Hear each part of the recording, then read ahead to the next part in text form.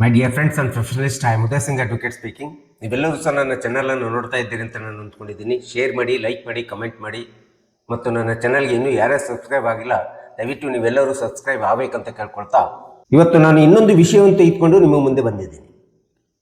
ಇವತ್ತು ನಾನು ಆಯ್ಕೆ ಮಾಡ್ಕೊಂಡಿರ್ತಕ್ಕಂಥ ವಿಷಯ ಅಂತಂದ್ರೆ, ಅತ್ತೆ ಮತ್ತು ಮಾವನ ಆಸ್ತಿಯಲ್ಲಿ ಸೊಸೆ ಪಾಲು ಕೇಳಬಹುದೇ, ಈ ಒಂದು ವಿಷಯದ ಬಗ್ಗೆ ಕುರಿತು ಈ ಒಂದು ವಿಡಿಯೋ ಮೂಲಕ ನಾನು ನಿಮ್ಮಲ್ಲಿ ತಿಳಿಸ್ಕೊಡ್ಲಿಕ್ಕೆ ಪ್ರಯತ್ನ ಮಾಡ್ತಾ ಇದ್ದೀನಿ.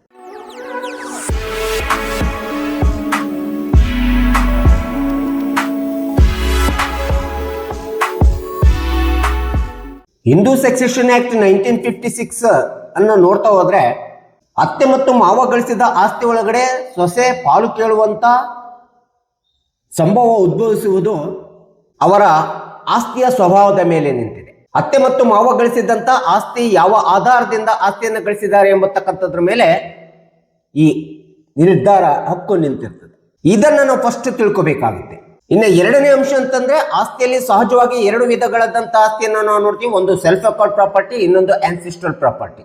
ಅತ್ತೆ ಮತ್ತು ಮಾವನಿಗೆ ಯಾವ ವಿಧದಲ್ಲಿ ಆಸ್ತಿ ಬಂದಿದೆ, ಅದು ಸೆಲ್ಫ್ ಅಕಾರ್ಡ್ ಪ್ರಾಪರ್ಟಿ, ಅದು ಪಿತ್ರಾರ್ಜಿತ ಆಸ್ತಿ ಆನ್ಸಿಸ್ಟ್ರಲ್ ಪ್ರಾಪರ್ಟಿ ಎಂಬತಕ್ಕಂಥದ್ದು ಸಹ ನಾವು ಕಂಡ್ಕೋಬೇಕಾಗುತ್ತೆ.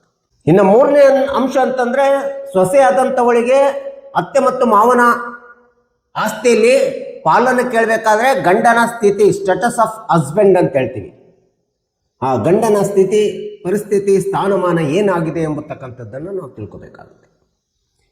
ಈ ಮೂರು ಅಂಶಗಳನ್ನು ತಿಳಿದುಕೊಂಡಾಗ ಮಾತ್ರ ನಾವು ಸೊಸೆ ಯಾವ ರೀತಿ ಅತ್ತೆ ಮತ್ತು ಮಾವನ ಆಸ್ತಿ ಒಳಗೆ ಪಾಲು ಕೇಳಬಹುದು ಎಂಬುದನ್ನು ನಾವು ಕಾನೂನಿನ ವ್ಯಾಪ್ತಿ ಒಳಗಡೆ ತಿಳ್ಕೊಳ್ಳಿಕ್ಕೆ ಪ್ರಯತ್ನ ಮಾಡಬಹುದು. ಉದಾಹರಣೆಗೆ, ಒಂದು ವೇಳೆ ಅತ್ತೆ ಮತ್ತು ಮಾವ ಗಳಿಸಿದಂತ ಆಸ್ತಿ ಸೆಲ್ಫ್ ಅಕಾರ್ಡ್ ಪ್ರಾಪರ್ಟಿ ಆಗಿತ್ತು ಅಂದ್ರೆ, ಸ್ವಯಾರ್ಜಿತ ಆಸ್ತಿ ಆಗಿತ್ತು ಅಂತಂದ್ರೆ, ಅಂತ ಒಂದು ಸ್ವಯಾರ್ಜಿತ ಆಸ್ತಿ ಒಳಗಡೆ ಸೊಸೆ ತನ್ನದೇ ಆದಂತ ಯಾವುದೇ ವಿಧವಾದಂತ ಪಾಲುಗಾರಿಕೆ ಹಕ್ಕನ್ನ ಕೇಳಲಿಕ್ಕೆ ಬರೋದಿಲ್ಲ.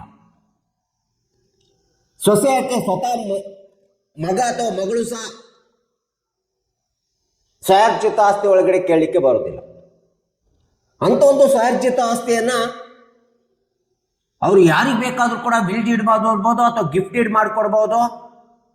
ಒಂದು ವೇಳೆ ಅಂತ ಒಂದು ಆಸ್ತಿಯನ್ನು ಅತ್ತೆ ಅಥವಾ ಮಾವ ತಮ್ಮ ಸೊಸೆಗೆನೆ ವಿಲ್ ಡೀಡ್ ಅಥವಾ ಗಿಫ್ಟ್ ಡೀಡ್ ಮಾಡಿಕೊಟ್ಟಂತ ಸಂದರ್ಭದಲ್ಲಿ ಅಂತ ಒಂದು ಆಸ್ತಿಗೆ ಸೊಸೆ ಮಾಲೀಕರಾಗತಕ್ಕಂಥದ್ದನ್ನು ಕಾನೂನುಬದ್ಧವಾಗಿ ನಾವು ನೋಡ್ತಾ ಇದ್ದೀವಿ.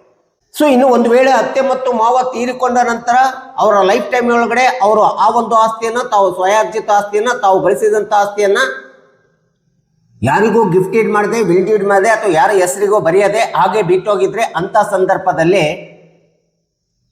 ಸೊಸೆ ಹಕ್ಕನ್ನು ಪಡ್ಕೊಳ್ಳಿಕ್ಕೆ ಸಾಧ್ಯ ಇಲ್ಲ. ಯಾಕಂದ್ರೆ ಫಸ್ಟ್ ಕ್ಲಾಸ್ ಲೀಗಲ್ ಏರ್ಸ್ ಅಂತೇಳಿ ಗಂಡನಿಗೆ ಹಕ್ಕಿರ್ತದೆ. ಗಂಡನಾದಂಥವನು ಅಥವಾ ಅಕ್ಕ ತಂಗಿಯರು, ಅಣ್ತಂಬರಿದ್ರೆ ಅವರೆಲ್ಲರೂ ಸಹ ಫಸ್ಟ್ ಕ್ಲಾಸ್ ಲೀಗಲ್ ಏರ್ಸ್ ಅಂತ ಹೇಳ್ಬಿಟ್ಟು ತಂದೆ ತಾಯಿ ಅಥವಾ ಅತ್ತೆ ಮಾವ ಗಳಿಸಿದ ಆಸ್ತಿಯನ್ನ ಮೊಟ್ಟ ಮೊದಲನೇದಾಗಿ ಗಂಡನು ಪಡ್ಕೊಳ್ತಾನೆ ಪಾಲನ್ನು. ಆದ್ರೆ ಸೊಸೆಗೆ ಹಕ್ಕು ಇರೋದಿಲ್ಲ. ಈ ಹಿನ್ನೆಲೆಯನ್ನು ನಾವು ನೋಡ್ತಾ ಹೋದ್ರೆ, ಸ್ವಯಾರ್ಜಿತ ಆಸ್ತಿ ಒಳಗಡೆ ಈ ರೀತಿ ಸ್ವಂತ ಗಳಿಸಿದಂತ ಅತ್ತೆ ಮಾವ ಗಳಿಸಿದಂತ ಆಸ್ತಿ ಒಳಗಡೆ ಸೊಸೆ ಯಾವುದೇ ವಿಧವಾದಂತ ತನ್ನ ಪಾಲನ್ನು ಕೇಳುವಂತ ಹಕ್ಕು, ಕಾನೂನುಬದ್ಧವಾದಂಥ ಹಕ್ಕು ಸೊಸೆಗೆ ಇರೋದಿಲ್ಲ. ಇದು ಸ್ಪಷ್ಟವಾಗಿದೆ. ಇಂಥ ಒಂದು ಸ್ವಯಾರ್ಜಿತ ಆಸ್ತಿ ಒಳಗಡೆ ಸಹ ಒಂದು ವೇಳೆ ಅತ್ತೆ ಮಾವಂದಿರು ಅದನ್ನು ಯಾರಿಗೂ ವಿಲ್ ಮಾಡದೆ ಬಿಟ್ಟು ಹೋದ್ರೆ, ಅದು ಮೊಟ್ಟ ಮೊದಲನೇದಾಗಿ ಆ ಒಂದು ಸ್ವಯಾರ್ಜಿತ ಆಸ್ತಿ ಒಳಗಡೆ ಪಾಲು ಪಡೆದುಕೊಳ್ಳುವಂಥದ್ದು ಫಸ್ಟ್ ಕ್ಲಾಸ್ ಲೀಗಲ್ ಏರ್ಸ್ ಆಗಿ ಗಂಡನಿಗೆ ಬರ್ತದೆ. ಆದರೆ ಹೆಂಡತಿಯಾದಂಥ ಸೊಸೆಗೆ ಬರಲಿಕ್ಕೆ ಸಾಧ್ಯವಿಲ್ಲ ಎಂಬತಕ್ಕಂಥದ್ದನ್ನು ನಾವಿಲ್ಲಿ ನೋಡಿ. ಒಂದು ವೇಳೆ ಅತ್ತೆ ಮಾವ ಗಳಿಸಿದ ಸ್ವಯಾರ್ಜಿತ ಆಸ್ತಿ ಒಳಗಡೆ ಅವರು ಯಾರಿಗೂ ವಿಲ್ ಮಾಡಲಾರ್ದೆ ಹಾಗೆ ಬಿಟ್ಟೋಗಿದ್ರು, ಒಂದು ವೇಳೆ ಗಂಡನು ಸತ್ತೋಗಿದೆ ಎಂಬತಕ್ಕಂಥ ಸಂದರ್ಭದೊಳಗಡೆ ಮಾತ್ರ ಸೊಸೆ ಆದಂಥವಳು ತನ್ನ ಗಂಡನ ಪಾಲಿಗೆ ಬರುವಂತ ಪಾಲಿನಲ್ಲಿ ಮಾತ್ರ ಪಾಲುಗಾರಿಕೆ ಹಕ್ಕನ್ನು ಕೇಳುವಂತ ಹಕ್ಕನ್ನ ಸೊಸೆ ಹೊಂದಿರ್ತಾಳೆ. ಗಂಡ ಇಲ್ಲದೆ ಇದ್ದಂಥ ಸಂದರ್ಭದಲ್ಲಿ ಅದು ಸ್ವಯಾರ್ಜಿತ ಆಸ್ತಿ ಇರ್ಬೋದು, ಪಿತ್ರಾರ್ಜಿತ ಆಸ್ತಿ ಇರ್ಬೋದು. ಇನ್ನು ಪಿತ್ರಾರ್ಜಿತ ಆಸ್ತಿ ಆನ್ಸಿಸ್ಟ್ರಲ್ ಪ್ರಾಪರ್ಟಿ ಅಂತ ಹೇಳ್ತೀವಿ.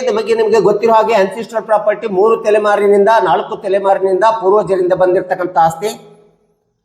ಅಂತ ಆಸ್ತಿ ಅತ್ತೆ ಮಾವನಿಗೆ ಬಂದಿದ್ರೆ ಆ ಒಂದು ಆಸ್ತಿ ಒಳಗಡೆ ಸೊಸೆ ಯಾವುದೇ ವಿಧವಾದಂಥ ಆಸ್ತಿ ಕೇಳುವಂಥ ಹಕ್ಕು ಇರೋದಿಲ್ಲ. ಯಾಕೆಂತಂದ್ರೆ ಗಂಡ ಜೀವಂತ ಇರುವಾಗ ಸೊಸೆ ಆದಂಥವಳು ಹಿಂದೂ ಮ್ಯಾರೇಜ್ ಆಕ್ಟ್ 1955 ಪ್ರಕಾರ ಅವಳು ವಿವಾಹವಾಗಿ ಒಂದು ಮನೆಗೆ ಸೊಸೆಯಾಗಿ ಬಂದಿರ್ತಾಳೆ. ಆದರೆ ಅವಳು ಹುಟ್ಟಿದಾಗಿನಿಂದ ಕಪಾರ್ಸನೇರಾಗಿರೋದಿಲ್ಲ, ಸ್ವಾಭಾಗಿತ್ವ ಆಗಿರೋದಿಲ್ಲ, ಕುಟುಂಬದ ಸದಸ್ಯರಾಗಿರೋದಿಲ್ಲ.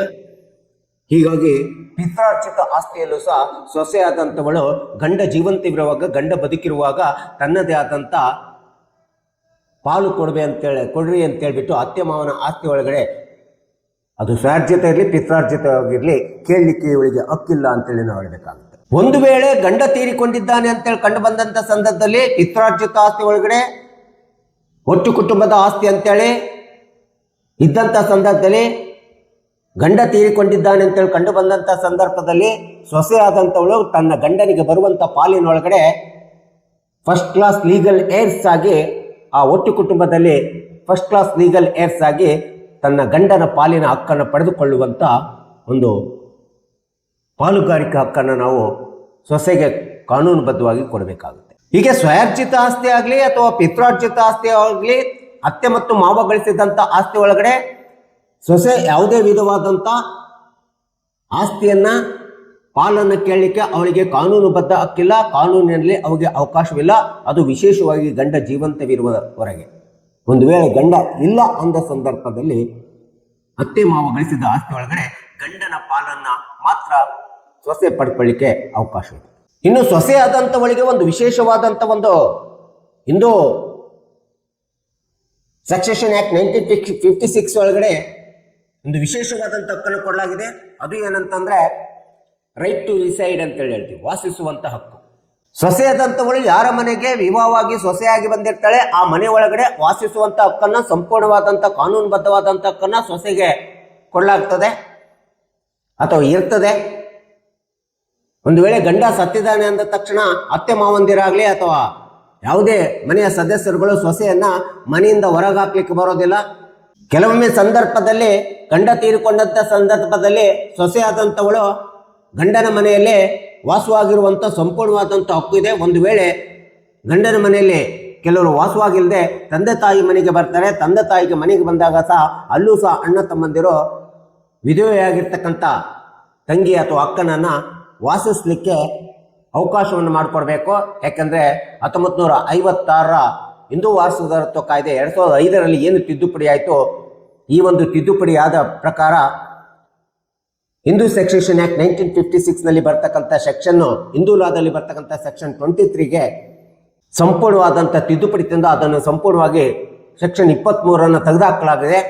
ಅಂದರೆ ಈ ಸೆಕ್ಷನ್ 23 ತೆಗೆದುಹಾಕಿರ್ತಕ್ಕಂಥ ಮೂಲ ಉದ್ದೇಶ ಅಂತಂದರೆ, ಮಗಳಾದಂಥವಳು ಒಂದು ಕಾಲಕ್ಕೆ ವಾಸದ ಮನೆಯಲ್ಲಿ ಪಾಲು ಕೇಳಲಿಕ್ಕೆ ಹಕ್ಕು ಇರಲಿಲ್ಲ. ಆದರೆ ಈ ಒಂದು 2005ರ ವಾರಸುದಾರತ್ವ ಕಾಯ್ದೆ ತಿದ್ದುಪಡಿ ಬಂದ ನಂತರ ಅವಳಿಗೆ ವಾಸಿಸುವಂಥ ಸಂಪೂರ್ಣ ಹಕ್ಕನ್ನು ಕೊಡಲಾಗಿದೆ.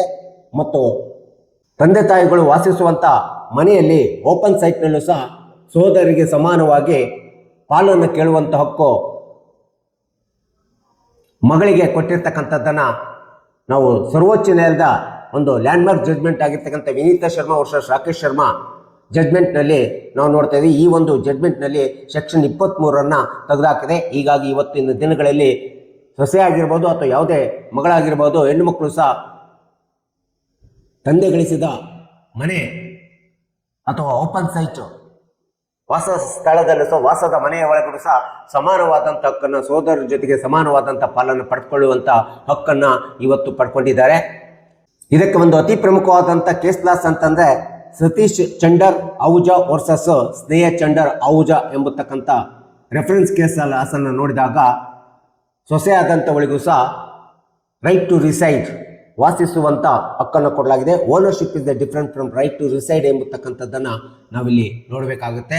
ಅವರು ಯಾರೇ ಮಾಲೀಕರು ಇರ್ಬೋದು, ಅತ್ತೆ ಮಾಲೀಕರು ಇರ್ಬೋದು, ಮನೆಗೆ ಮಾವನ ಮಾಲೀಕರು ಇರ್ಬೋದು, ಅಥವಾ ತಂದೆ ತಾಯಿಗಳಿರ್ಬೋದು ಮಾಲೀಕರು ಇರ್ಬೋದು, ಅಥವಾ ಸೋದರರು ಮಾಲೀಕರು ಇರ್ಬೋದು, ಮನೆಗೆ ಯಾರೇ ಮಾಲೀಕರಿದ್ದರೂ ಸಹ ವಾಸಿಸುವಂಥ ಮನೆಯಲ್ಲಿ ಸೊಸೆಯಾಗಿ ಬಂದು ಅಥವಾ ಮಗಳಾಗಿ ಬಂದು ವಾಸಿಸುವಂಥ ಹಕ್ಕನ್ನು ಇವತ್ತು ವಿಧವೆಯರಿಗೆ, ಹೆಣ್ಣು ಮಕ್ಕಳಿಗೆ ಸ್ಪಷ್ಟವಾಗಿ ಕೊಟ್ಟಿರ್ತಕ್ಕಂಥದ್ದನ್ನು ನಾವಿಲ್ಲಿ ಕಾಣ್ತಾ ಇದ್ದೀವಿ. ಸೊ ಈ ಒಂದು ವಿಷಯದಲ್ಲಿ ನಾವು ನೋಡ್ತಾ ಹೋದರೆ ಸೊಸೆ ಆದಂಥವಳು ಅತ್ತೆ ಮಾವ ಗಳಿಸಿದ ಆಸ್ತಿ ಒಳಗಡೆ ಸಲ್ಫಕರ್ ಪ್ರಾಪರ್ಟಿ ಇರಲಿ, ಆನ್ಸಿಸ್ಟರ್ ಪ್ರಾಪರ್ಟಿ ಇರಲಿ, ಅವಳಿಗೆ ಪಾಲುವನ್ನು ಕೇಳುವಂಥ ಹಕ್ಕು ಇರೋದಿಲ್ಲ, ಕಾನೂನುಬದ್ಧ ಹಕ್ಕು ಇರೋದಿಲ್ಲ. ಆದರೆ ಗಂಡ ತೀರಿಕೊಂಡಂಥ ಸಂದರ್ಭ ಈ ಎಲ್ಲ ಹಕ್ಕುಗಳನ್ನು ಪಾಲು ಕೇಳುವಂಥ, ತನ್ನ ಗಂಡನ ಭಾಗವನ್ನು ಪಾಲನ್ನು ಪಡೆದುಕೊಂಡು ಬದುಕುವಂಥ, ವಾಸಿಸುವಂಥ ಸಂಪೂರ್ಣವಾದಂಥ ಕಾನೂನುಬದ್ಧ ಕಾಯ್ದೆಬದ್ಧವಾದಂಥ ಹಕ್ಕನ್ನು ಒಬ್ಬ ಸೊಸೆಯಾದಂಥವಳಿಗೆ ಇದೆ ಎಂಬತಕ್ಕಂಥದ್ದನ್ನು ಈ ಒಂದು ವಿಡಿಯೋ ಮೂಲಕ ನಾನು ನಿಮಗೆ ತಿಳಿಸಲಿಕ್ಕೆ ಪ್ರಯತ್ನ ಮಾಡಿದ್ದೀನಿ. ದಯವಿಟ್ಟು ನನ್ನ ವಿಡಿಯೋ ಇಷ್ಟ ಆಗಿದ್ದರೆ ಶೇರ್ ಮಾಡಿ, ಲೈಕ್ ಮಾಡಿ, ಕಮೆಂಟ್ ಮಾಡಿ, ಮತ್ತು ನನ್ನ ಚಾನಲ್ಗೆ ಇನ್ನೂ ಯಾರ್ಯಾರು ಸಬ್ಸ್ಕ್ರೈಬ್ ಆಗಿಲ್ಲ ನೀವೆಲ್ಲರೂ ಸಬ್ಸ್ಕ್ರೈಬ್ ಆಗಬೇಕಂತ ಕೇಳ್ಕೊಳ್ತಾ ಇವತ್ತಿನ ವಿಷಯಕ್ಕೆ ವಿರಾಮ ಹೇಳ್ತೀನಿ. ಇನ್ನೊಂದು ವಿಷಯವನ್ನು ತೆಗೆದುಕೊಂಡು ನಿಮ್ಮ ಮುಂದೆ ಬರ್ತೀನಿ. ಜೈ ಹಿಂದ್, ಜೈ ಕರ್ನಾಟಕ.